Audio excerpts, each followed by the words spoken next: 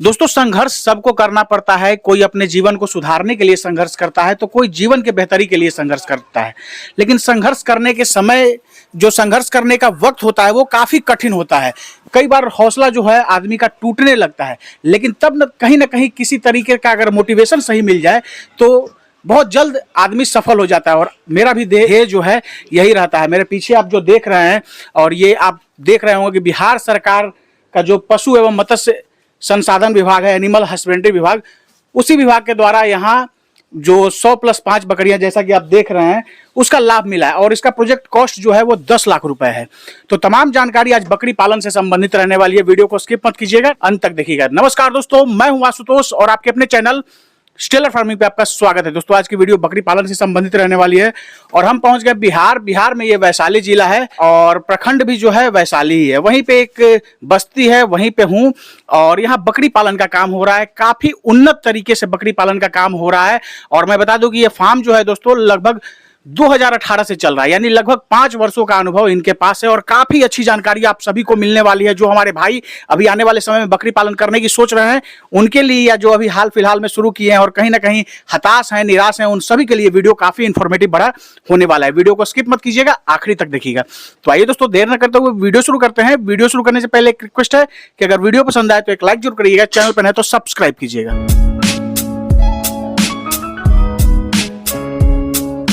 Sir, हमारे channel पे आपका स्वागत है।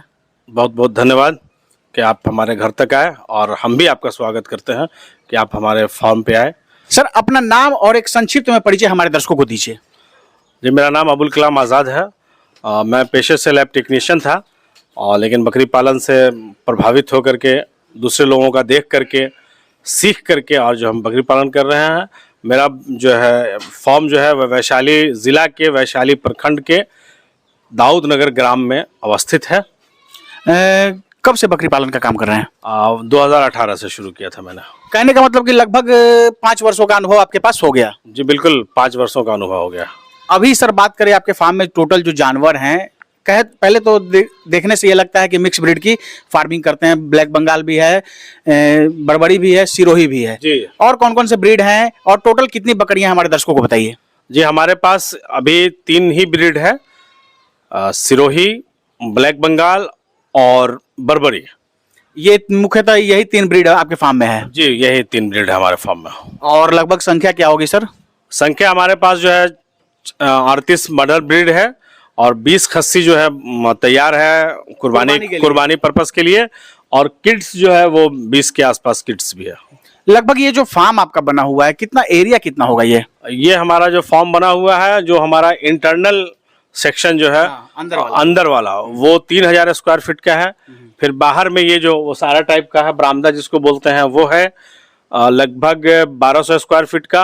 और हमारा फिर फ्री रेंज है, वो भी जो है लगभग 4000 स्क्वायर फीट का। कहने का मतलब लगभग 8200 स्क्वायर फीट के आसपास में ये पूरा फार्म आपका जो है अंदर का बाहर का मिला के है? अंदर बाहर का लगभग सब 8200 स्क्वायर फीट के आसपास है। सर, लगभग 5 वर्षों का आपके पास अनुभव हो गया, तो सबसे पहले ये बताइए कि बकरी पालन इतने दिनों में कैसा अनुभव है बकरी पालन को लेके आपके पास? देखिए, शुरू का अनुभव तो बहुत खराब रहा। 1.5 साल 2 साल तक बहुत खराब अनुभव था।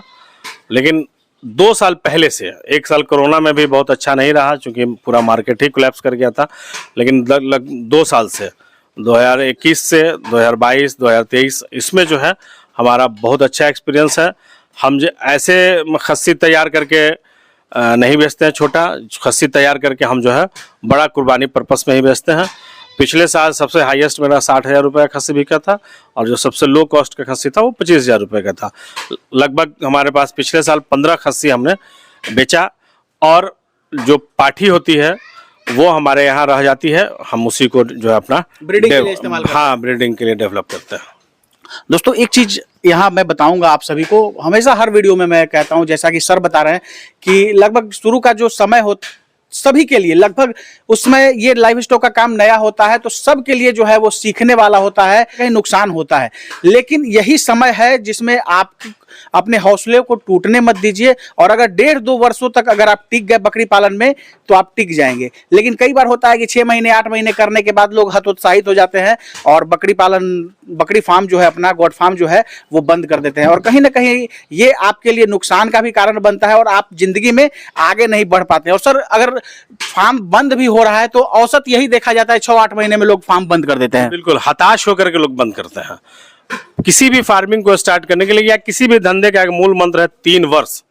जो 3 वर्ष अपने आप को डिगा रहा, टिका रहा, जानवर भले ही कम हो, उससे हताश नहीं होना है कि हम 50 लाए, 25 मर गए, 25 को बेच देना है।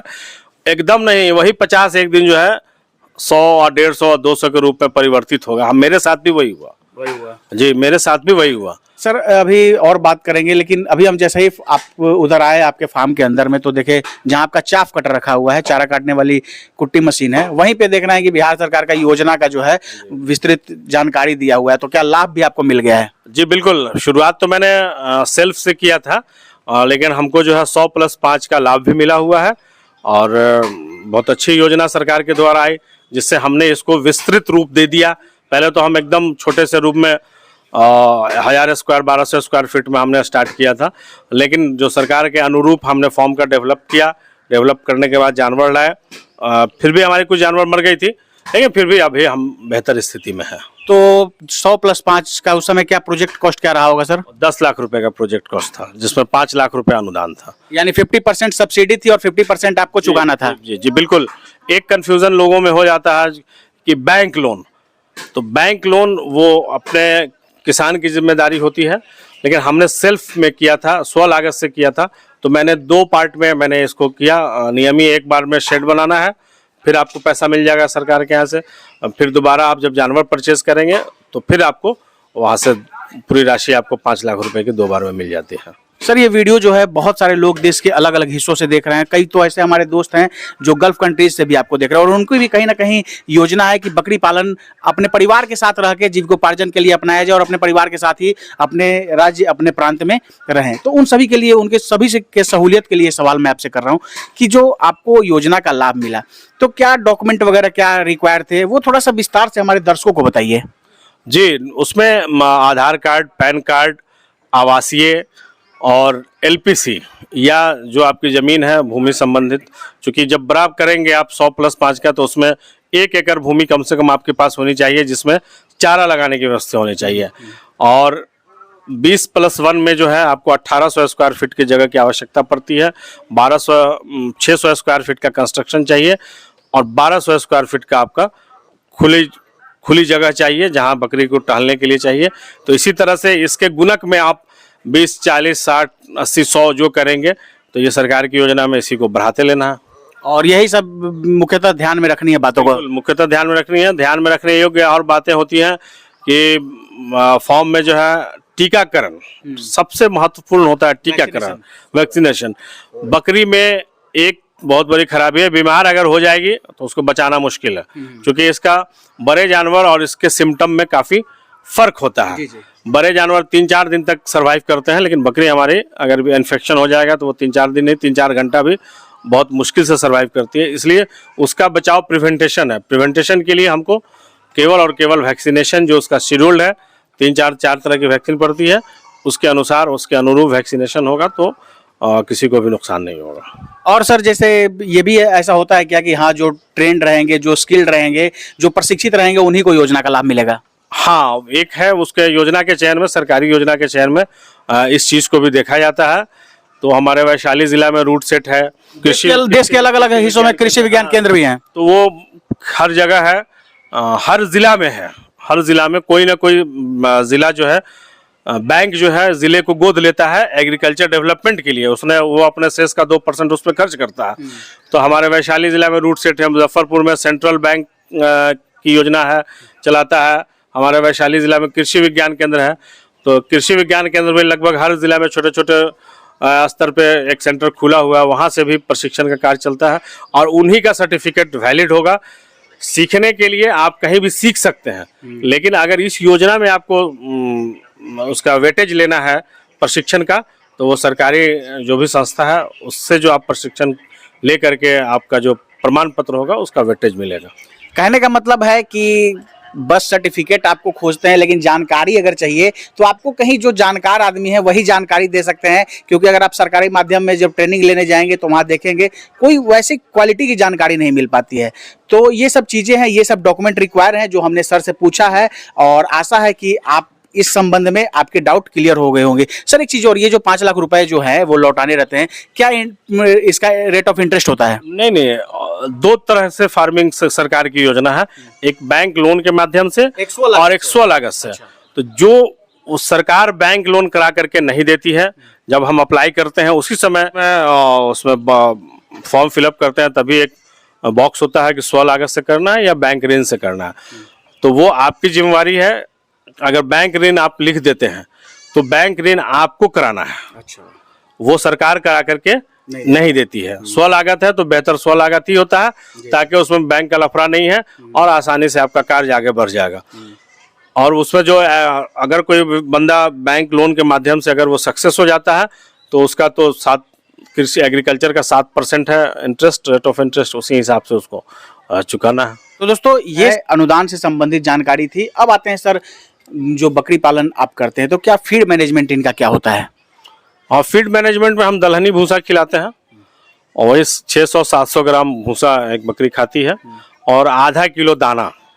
उस दाने में खल्ली होता है, राइस ब्रान होता है, वेट ब्रान होता है, दाल का चूरा होता है, मकई का दर्रा होता है, गेहूं का दर्रा होता है। सुरक्षा अनुसार जो है, अपने सुविधा के अनुसार दाल का प्रोटीन, खल्ली का प्रोटीन और अनाज का जो है दर्रा, इस टाइप से जो सुविधा में या सस्ता मिल जाए उसी अनुसार हम उसको खिलाते हैं। आपके जितने भी जानवर हैं काफी क्वालिटी में है, सबके ऊपर काफी शाइनिंग दिख रहा है। जी बिल्कुल। उसका कारण यही है कि खिलाने में एकदम कोई कमी नहीं रहती है। खिलाने में कोई कमी नहीं रहती है, और बहुत मैं मेहनत भी नहीं करता हूँ। एक बार सुबह में बारे की सफाई, पानी डालना, और हमारा नाद देख रहे हैं, इतना अच्छा सिस्टम नाद है कि इसमें एक चीज बर्बाद भी नहीं होता है। बकरी पूरा गोट गोट के पूरे दिन खा भी जाती है, उसको दोबारा कुछ लगाने की जरूरत नहीं। हाँ, शाम के समय में जो हमारा हरा चारा है जो होता है 10 किलो, 20 किलो, 50 किलो, वो तो हरा चारा हमेशा एक जैसा नहीं होता है, क्योंकि वो हरा चारा का ग्रोथ जो है एटमॉस्फेयर पर डिपेंड करता है। अगर धूप का सीजन होगा तो ज़्यादा बढ़ेगा, बरसात में ज़्यादा बढ़ेगा, ठंड होगी तो हरा चारा कम होगा, कभी कभी ना भी होता है तो वो 2-3 दिन पे भी होता है। तो हरा चारा शाम को काट कर दे देते हैं बस। अब बहुत मेहनत का काम नहीं है, बहुत केयर का काम है, मेहनत का काम नहीं है, केयर का काम, सिर्फ केयर का काम है। आप बैठे रहिए, मोबाइल देखना है यही देखिए, बिल्कुल मोबाइल देखिए, फेसबुक देखिए, जो करना है करिए, लेकिन आप बैठ करके यहीं बकरी के सामने देखते रहिए।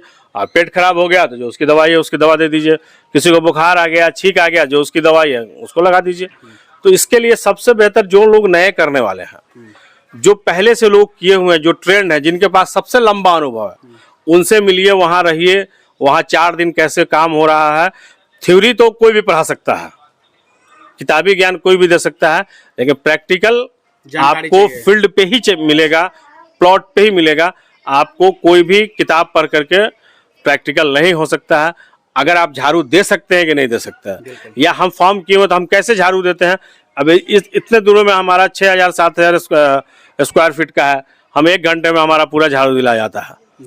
लेकिन अब कोई आदमी छोटा झाड़ू लेके चलेगा तो नहीं होगा। हमने जो रोड पे जिस तरह से सफाई कर्मचारी झाड़ू देते हैं, मैंने वैसा झाड़ू रखा हुआ है, उस तरह से हम झाड़ू लगाते हैं, पूरा 1 घंटे में मेरी पूरी सफाई हो जाती है।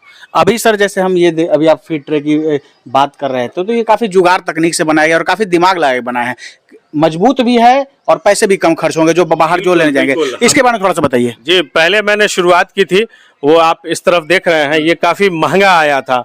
एक जो है 60 किलो का, ये लोहा का 60 किलो 100 रुपए किलो बनाया था, 6000-7000 रुपए का पड़ा था, और वो 3-4 साल के बाद नमक पड़ा तो वो गल भी गया।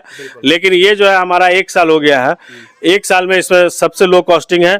ये अपने दिमाग की उपज है, ये अपने दिमाग की उपज है। हमारे एक भाई नवाज भाई हैं, हम वो दोनों खुद अपना इसका डिजाइनिंग किए। डिजाइनिंग करने के बाद उन्होंने अपने फार्म के लिए बनवाया और हमने फार्म के लिए बनवाया।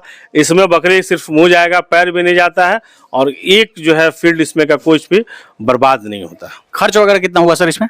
ये तो 110-115 रुपए किलो का वेल्डिंग का खर्च आया, और 1000 रुपए का ड्राम है, उसको 2 पार्ट में करा दिया तो 500 रुपए का वो आया। मतलब कुल मिला के 1600-1700 1800 रुपये में तैयार हो गया। तो आप समझ सकते हैं, ये जो है सर अपने दिमाग से बनाए हैं और लगभग 1500 से 2000 में इस तरह का ट्रे तैयार कर लिए और आराम से 6-8 जानवर इसमें खा सकते हैं। और वही जो पहले जो सर कहीं यूट्यूब पे या कहीं देखे होंगे वैसा खरीद के लाए जो मार्केट में मिलता है, और वो जो है 6 से 7 हजार रुपए का है। तो हमेशा जो मैं लो कॉस्ट फार्मिंग मॉडल के बारे में कहता हूं, ये सब चीजों का जो है आपको ध्यान रखना होता है और ऐसे ऐसे कॉस्ट कटिंग करके, और यहाँ से जो पैसा बचता है वो जानवरों के ऊपर इन्वेस्ट कीजिए और तब जाके जो है बकरी पालन में आपको फायदा होगा। हरे चारे के बारे में भी सर आप बता रहे थे, तो लगभग अभी कौन कौन सा हरा चारा आपने लगाया हुआ है? एक तो हमारा मल्टी टाइम का है, वो है नेपियर घास, जिसको हाथी घासी बोलते हैं। वो ठंड के दिन में उसका ग्रोथ नहीं होता है, लेकिन मार्च से उसका ग्रोथ फिर चालू हो जाता है। मार्च से लेकर के नवंबर तक हम उसको खिलाते हैं। फिर नवंबर अक्टूबर में हम बरसीम और जई डाल देते हैं, तो हमारा वो चलता है। मेरा अपना लैंड है, लैंड में जो है हम मूंग की खेती करते हैं, तो मूंग की खेती में ज्वार का भी खेती करते हैं। तो जनेरा जिसको बोलते हैं यहाँ बिहारी लैंग्वेज में, तो वो जनेरा रहता है। तो हरा घास चारा के रूप में हमारा 4 घास है, बरसीम, जई, ज्वार और नेपियर, ये 4 तरह के घास का हम यूज करते हैं। सर अभी आप बीच में साफ सफाई के बारे में बात कह रहे थे कि हम करते हैं, तो बकरी पालन में साफ सफाई का कितना महत्व है? साफ सफाई का, बकरी का नेचर और इंसान का नेचर एक जैसा है। ये कभी गंदगी बर्दाश्त नहीं कर सकते। आप दूसरे जानवर को देखिएगा, गाय को देखिएगा, गोबर की वहीं बैठ जाएगी, लेकिन बकरी जब भी बैठेगी तो वो कहीं साफ जगह चुन के बैठेगी, कीचड़ में नहीं बैठेगी। तो ये साफ सफाई तो जरूरी है ही, बगैर उसके कोई उपाय नहीं है। हफ्ता में एक बार जो है चूना का पाउडर छिटाई करिए शुरुआत में, उसके बाद 15 दिन पे भी कर सकते हैं। तो इस तरह से डिसइंफेक्टेंट का भी जो है ख्याल रखना पड़ता है। हाँ बिल्कुल। अभी थोड़ी देर पहले नवाज भाई के बारे में आप बता रहे थे, तो क्या नवाज भाई से क्या संबंध है, क्या सपोर्ट वगैरह क्या मिलता है? नवाज भाई से संबंध हमारा 2018 से है। शुरुआत जब हम लोगों ने किया था तो नवाज भाई हमारे रिलेटिव भी हैं, लेकिन रिलेटिव पहले भी थे, लेकिन तब उतनी घनिष्ठता नहीं थी जितना फार्म के लाइन में आकर के दोनों आदमी हम लोग एक साथ हैं और हम लोग दोनों पूरक हैं। हमारी कमी को वो पूरा करते हैं, चाहे वो मौखिक कमी हो या फाइनेंशियली कमी हो, या उनकी कमी को हम पूरा करते हैं। हम लोग दाना का आदान प्रदान करते हैं। कभी उनके यहाँ कोई चीज़, दलहन का चुर्री सस्ता मिल गया या वो बिस्कुट का चुर्री सस्ता मिल गया तो वो ले हम ले आते हैं। हमारे यहाँ कभी मक्का सस्ता मिल गया तो हम उनके यहाँ लेके पहुँचा देते हैं। तो इस तरह से आदान प्रदान होता है, और आदान प्रदान होने से ज्ञान की बुद्धि वृद्धि होती है और सहयोग जो है बहुत बड़ी चीज़ होती है इम्प्रूवमेंट करने के लिए। अभी सर जो फार्म में आपके हैं टोटल जानवर आपने बताया, लगभग ब्रीडर कितना आपके पास है अभी? मेरे पास है ब्रीडर 3 है, चूंकि 20+1 के रेशियो में रखना पड़ता है, तो हमारे पास 3 ब्रीडर है। कौन कौन सा ब्रीडर है सर आपके पास? मेरे पास सिरोही का ब्रीडर है और एक क्रॉस ब्रीड ब्लैक बंगाल का ब्रीडर है जो हम अभी आपको दिखाएंगे, और एक सबसे अच्छा ब्रीडर जो है हमारा बरबरी का ब्रीडर है, जिसका लाइव वेट जो है कम से कम 60-65 किलो का है। आइए हम उसको आपको दिखाते हैं। अभी वो बैठा हुआ है यहीं पे। हमारा देखिए, हमारा जो है ये बरबरी का ब्रीडर है, प्योर बरबरी है, जिसको खरे कान का ब्रीडर बोलते हैं। ये खरे कान चिपटा कान ब्रीडर है, जो इसका वजन जो है लगभग 60 से 65 किलो ये जिंदा वजन होगा इसका। और दूसरा ब्रीडर है हमारा, ये देखिए, ये ब्लैक बंगाल क्रॉस है जी, ब्लैक बंगाल का क्रॉस है।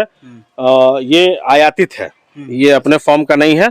इसको हमने जो है यूपी और बिहार के बॉर्डर से मंगवाया था। ये अभी मात्र 9 महीने का बच्चा है। अच्छा, ये 9 महीने का है? सिर्फ 9 महीने का बच्चा है। काफी एग्रेसिव है। जो आप लोग जब आए थे तो एक हमारी बकरी क्रॉस कर रहा था, आपने देखा भी है जी। ये काफी 9 महीने का बच्चा है सिर्फ हमारा ये। और देख लीजिए हाइट वाइट कितना अच्छा है। सब जो है फीड मैनेजमेंट का कमाल है।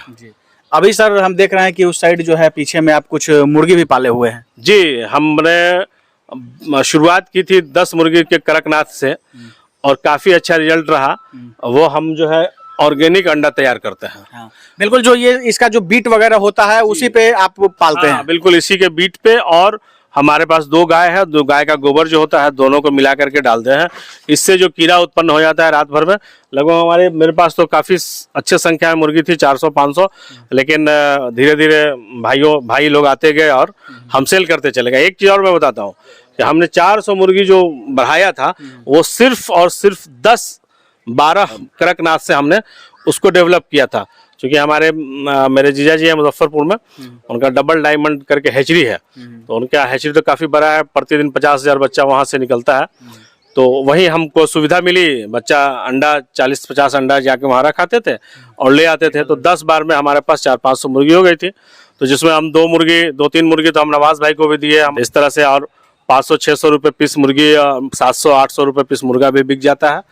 तो मल्टीपर्पज़ एक ही काम है और एक ही जगह का है, इसलिए समय उतना ही देना पड़ता है, एक्स्ट्रा इनकम हो जाता है। कुछ नहीं करना है, मुर्गी को हमारे सुबह खोल के उसमें फ्री रेंज में डाल दीजिए।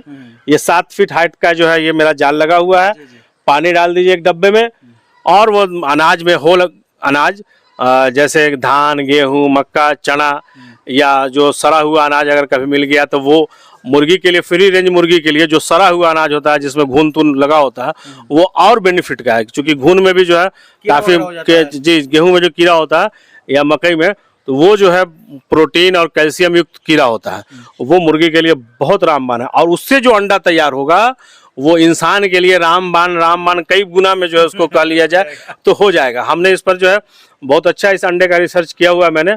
जिनको पैर में, हाथ में अकरन, टेटैनी होता है, वो हमारे हिसाब से अगर 30 दिन 2 अंडा खाएं, एक सुबह एक शाम उबला हुआ, तो लगभग 99% जो अभी तक मैंने लोगों को खिलाया है उन लोगों ने रिजल्ट दिया है।